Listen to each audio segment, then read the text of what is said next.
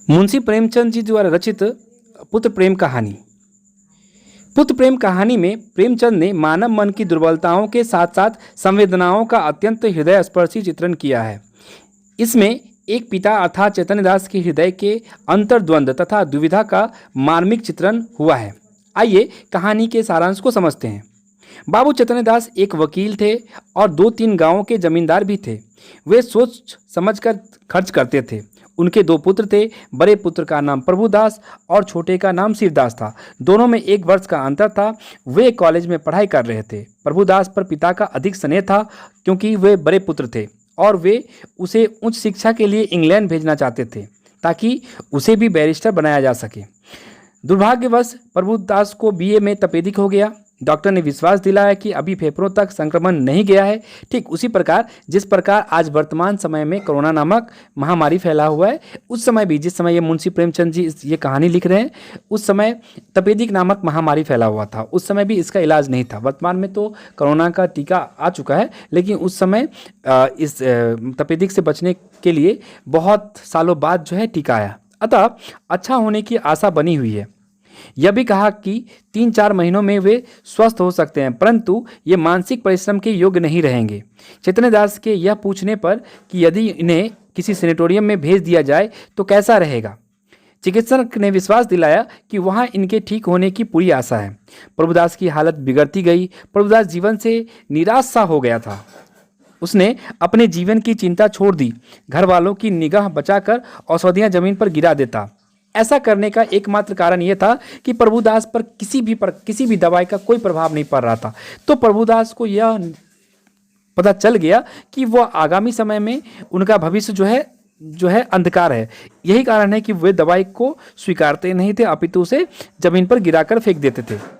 चिकित्सक ने परामर्श दिया कि उन्हें इटली के किसी सेनेटोरियम में भेज दिया जाए, जिसके लिए लगभग 3,000 का खर्च लगेगा। वहां साल भर रहना होगा, परंतु यह निश्चित नहीं कि वहां से पूरी तरह ठीक होकर ही लौटेंगे। परिवार में प्रभुदास को इटली भेजने के प्रस्ताव पर वाद विवाद होता रहा।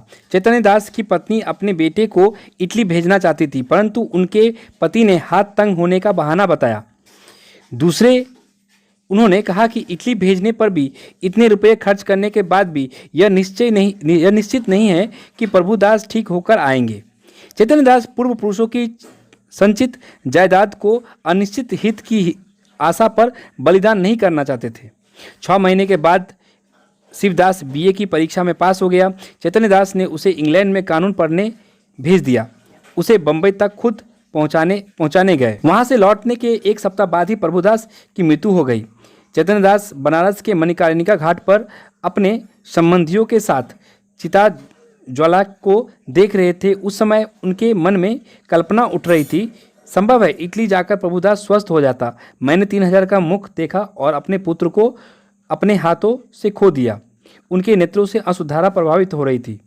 यह कल्पना उन्हें ग्लानि, शोक और पश्चाताप के बाणों से बेध रही थी। तभी उन्हें मनुष्यों का एक समूह अर्थी के साथ आता हुआ दिखाई दिया।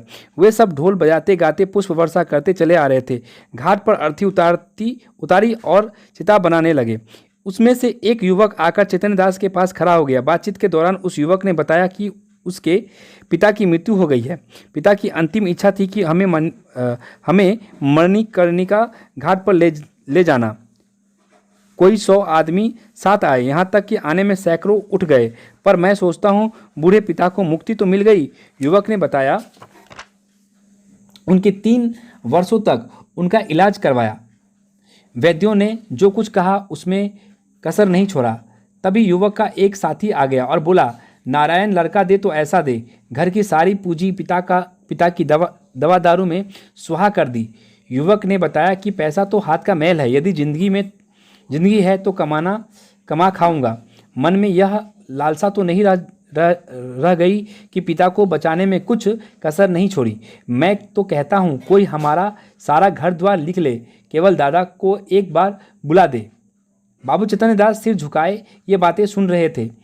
युवक का एक एक शब्द उनके दिल में तीर की तरह चुभता रहा। इस घटना का उनके हृदय पर यह प्रभाव रहा कि उन्होंने प्रभुदास की अंतिम संस्कार पर सैकड़ों रुपये खर्च कर डाले। लगता है कि उनके दुखी चिता की शांति के लिए केवल यही उपाय था। धन्यवाद।